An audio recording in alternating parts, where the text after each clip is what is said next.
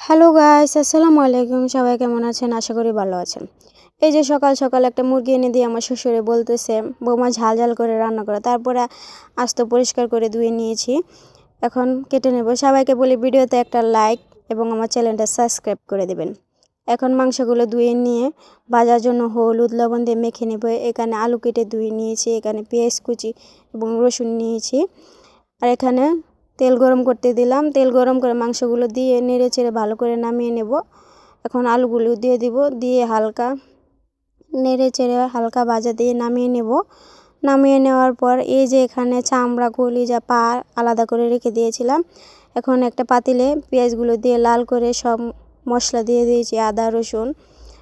আর এখানে হলুদ মরিচ দিয়ে ভালো করে কষিয়ে নেব। কষানোর পরে এখানে চামড়াগুলো দিয়ে দেব, দিয়ে ভালো করে কষিয়ে নেব। তারপর 5 মিনিট ঢেকে দেব।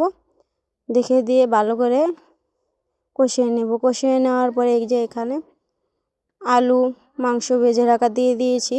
এখন দেখেন মাশাআল্লাহ কতটা সুন্দর হয়েছে আমার তরকারি।